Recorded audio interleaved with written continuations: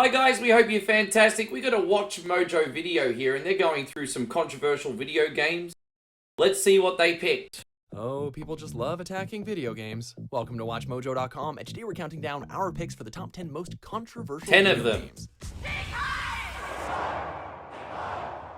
But guess what? They f***ed with the wrong country. They usually warm up with a special mention every day, so be sure to subscribe for more great content. For this list, we'll be looking at the most controversial video games of all time. These are the games which caused massive uproars within the media due to their perceived questionable or immoral content. We'll be ranking our list based on the severity of the controversy. Oh, come on, Doom's harmless by today's standards. Quality. You'll see why in a second. Doom's harmless by today's standards, come on. That's not going to be one of them.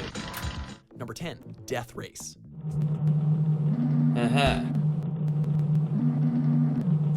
Yeah, this game is nothing but crappy little pixels, but it caused an insane amount of controversy when it was released in 1976. If only they could see the video games of today.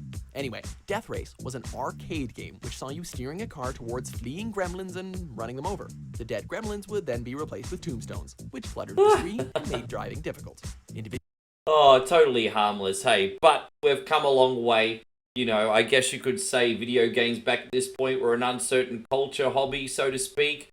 There was a lot of teething back at that point, I suppose. People didn't know what was appropriate or not. As you could probably find out through this video, it probably took a good couple decades. But, I mean, hey, look, I guess this was the granddaddy of Carmageddon. I remember Carmageddon came out in the mid-90s and that became a big uproar. So they did news articles on it here in Australia. I remember my grandmother brought it up too and stuff. She didn't know I played the game, but probably would have included that one over Death Race. I mean, these are all stick figures here at the end of the day. With that being said, there is a game called Custer's Revenge, which I won't go into, that has incredibly offensive paraphernalia with stick figures. I won't blab on. Let's continue. Individuals called the game morbid and insidious, and 60 Minutes reported on the psychological impact the game could have on players. Sound familiar? The more things change, the more they stay the same.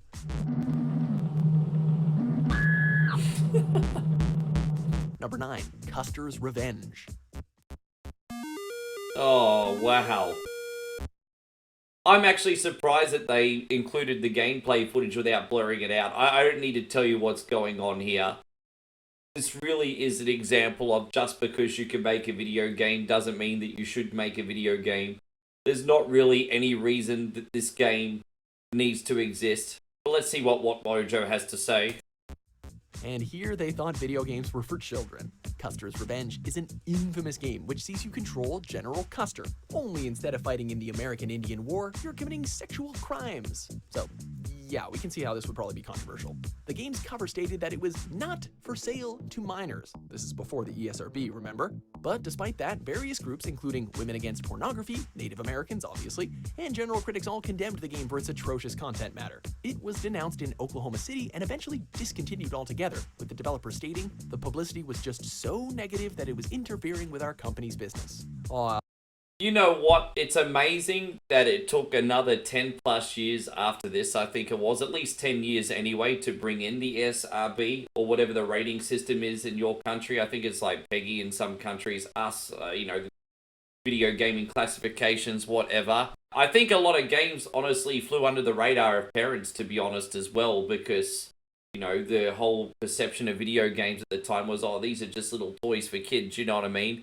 They probably didn't realize what their kids could get there. I mean, gosh, man, the things that I got my hands on in the mid-'80s for Apple Macintosh, my parents would probably have a heart attack if they knew. Yeah. You can't make your pixel Terrible. mix anymore. Terrible. Number 8, Leisure Suit Larry series. Oh, What are you doing with that? I'm sorry. Did you want it? Sure, I wanted it. That's my candy. Are you sure? It might help me find true love. The Leisure Suit Larry series follows Larry Laffer, what a name, as he attempts to woo women and get lucky. While the later installments of this series are quite lewd and crude, that actually really wasn't the case for the first couple of games. Despite its relative tameness, though, the first game in the series was a huge target for controversy. Many stores refused to sell it due to the questionable content matter, and the development company received a ton of hate mail for developing such a racy game. Despite the controversy, the game, like most controversial games, was a huge commercial success. yeah. I mean, I think this was like one of the earliest examples of a game that's made just for adults, that's actually somewhat appropriate. That means like Custer's Revenge. I mean, I don't see how any level-headed person could have fun playing that given the subject matter. But something like this, playing a 40-year-old virgin, trying to get some goodies for the first time, so to speak. I mean, it's just like the movie that came out in the mid-2005, right? I mean, it was an adult movie. This is an adult game. This is just good fun for the people 18 years and over. By the way, one thing I absolutely loved about this game was the questionnaire you got at the beginning to try and prove whether you're 18 or not. And even when I was 18 and playing the newer versions of the games that had it, I felt so dumb because I would fail and they would assume I'm under 18 because I didn't get the questions right. No, I didn't get the questions right because I'm stupid, but... Oh, this was such a cool game. Number 7, State of Emergency. Report to security point 12. Your vehicle is on fire. State of Emergency was published by Rockstar Games. That's all you really need to know, right? The game is a beat-em-up, which sees you controlling various characters who are fighting with an underground resistance movement to overthrow the American Trade Organization. Due to its storyline, the game contained instances of and cries for coups and political assassinations. And yeah, you know where this is going, right? Politicians denounced this game before it was even released, as they believed it drew too heavily on the real 1999 Seattle World Trade Organization protests. Now, I think the thing about this game as well is that you could also unleash on the civilians, if I'm not mistaken, as well. It's been a long time since I played State of Emergency. I do remember the game, though. It's really fun, and if you're a level-headed person, you could just do some absolutely heinous crimes and then just go about your day like a level-headed normal person. But considering the state of the world right now and people going crazy in public places and things like that, yeah, I can see how this game probably hasn't aged as well as it should have.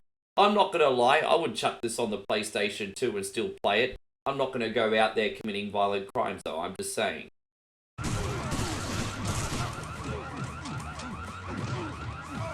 Number 6, Postal series. Meh. Poor Fido! Oh, jeez! Postal was the hatred of the 1990s, and it arguably caused even more of an uproar with the gaming community and the media. Hey, we're used to silly games by now, but in 1997, this stuff was unheard of. The first Postal follows a man who has gone postal and believes that his town has been affected by a poison gas, resulting in him attacking an Air Force base and attempting to shoot up an elementary school. Oh boy. Both it and its sequel faced enormous amounts of controversy, and Postal 2 was even made illegal down in New Zealand, with players facing possible jail time if they were in possession of the game. Yeah, New Zealand, you know, being a bit more of a humanitarian nation, so to speak, they had zero tolerance for violent games like that, and if I'm not mistaken, they also banned Manhunt. I wonder if Manhunt's going to make this list, but yeah, you could get thrown in prison for having certain video games apparently in New Zealand. Now, in Australia, where they're cousins, you can get in pretty big trouble having this stuff, but I haven't heard about jail time for owning them. Like, geez, that's just such a big difference, isn't it? Yes, this is offensive material, I guess, in Postal. Not really something I would find too fun. I mean, I have the new one, which is a bit more tame, obviously, compared to the ones in the past gone, so to speak. I have the one on PS5, but I don't know, it just seemed unrealistic enough for me to put a disconnect between this and what happens in real life, if that makes sense. However, there is a lot of gratuitous violence in this, like dismemberment of civilians and stuff. Again, I'm not going to let a game like this ruin my day. I would just like to assume again, if people are level-headed, they can separate their video games for reality. Let me know what you think. Huh, that seems a bit backwards. Are they just skipping a step because they assume it's going to turn you into a criminal?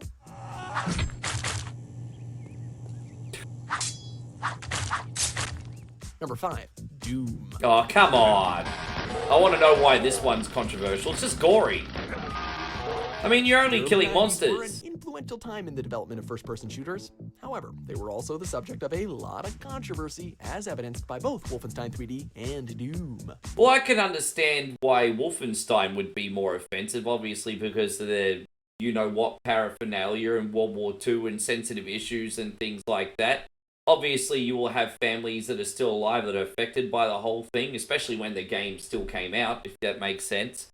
So, I mean, I would imagine Wolfenstein would be more offensive than Doom, but I mean, Doom's not realistic, man. Yeah, you're slaughtering demons and, you know, blood splattering everywhere like it's a butcher shop and stuff, but it's, like, pretty obvious that they're demons and they're monsters, not human beings, you know what I mean? So I don't know why Doom is considered that offensive. Very ultra-violent, yes. Offensive, no. That said, Doom was by far a much bigger threat in the eyes of the media. They condemned both its brutal violence and its satanic themes, and it was even called a mass murder simulator due to its first-person perspective. Doom was again dragged back into the media spotlight in 1999, when it was blamed for the Columbine High School massacre, as shooter Eric Harris specifically mentioned the game in one of his tapes.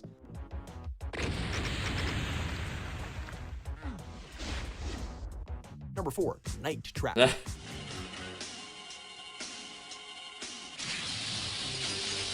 My grandmother heard about this game all over the news. This is probably one of the reasons why I didn't get a Sega CD. We were so close to getting one in 92, 93. I've mentioned that story a few times. But, yeah, I mean, this was made out to be something more serious, I think, than it was. It's like, oh, violence against women, these monsters attacking them, and, you know, full frontal, like, violence, and blah, blah, blah, and I'm just like, oh, really? And then I see it, and it almost seems comical. It doesn't seem disturbing at all. It almost seems like it's a parody of itself. I don't know why everyone saw Night Trap as a big deal. I could only guess that because there was a level of visual realism for the first time in video games around this point, whether it's like the live-action Mortal Kombat or the interactive games on Sega CD like this. I can understand people were just adapting, I suppose, at the time to what's proper and what's not. Looking back on this now, bro, I mean, it just seems so harmless. I mean, you're not going to let, like, 9-year-old little Billy play this, but I mean, I don't think any teenagers are going to find this to be a big deal, to be honest. Night Trap is a full-motion video game, which was meant to launch both the Sega CD and a new revolution in video games too. It really did neither, but what it did manage to do was draw a whole host of controversies. In December of 1993, a United States Senate committee discussed the ever-popular topic of violence in video games. Night Trap was the center of their attention, as they took issue with its violence and treatment of women. It is a sick, disgusting video game, in my judgment. It's an effort to trap and kill women. The game. First of all, you're supposed to man the cameras and save the girls from memory. And second of all, it feels more like a comedy movie and less like a horror movie. Retailers later that month, and Sega completely pulled the game from shelves the following January. Let's be honest, it really wasn't very good though, right?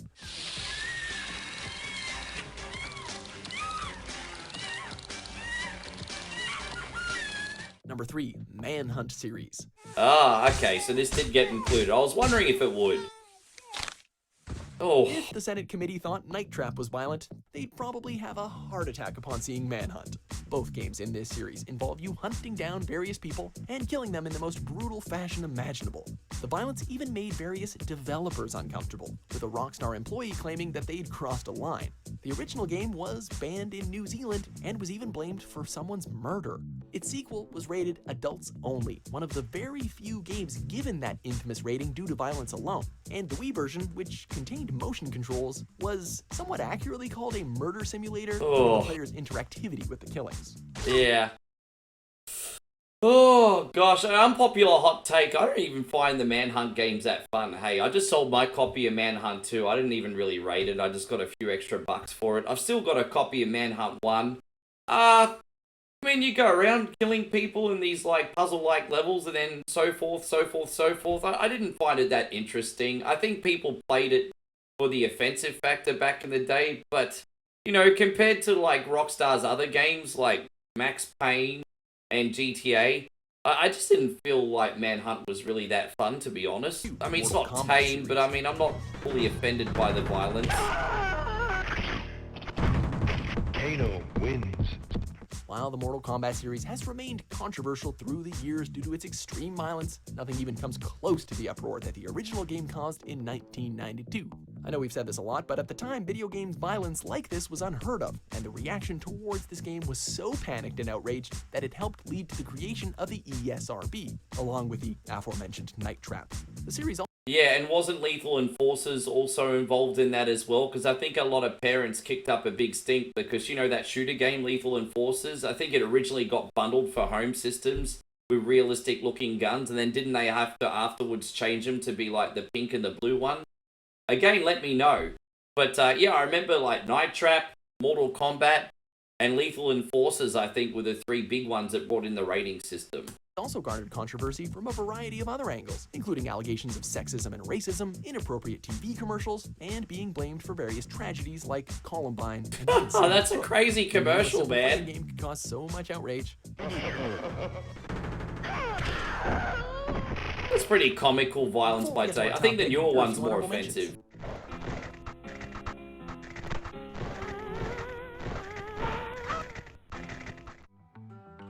If the sky fell on my head, I don't think I'd feel any worse. Please, I'll do Nobody anything likes you you. want. Just Don't leave be me so alone. serious. Yeah, Number bullying one, the fat Grand kid. Theft Auto series.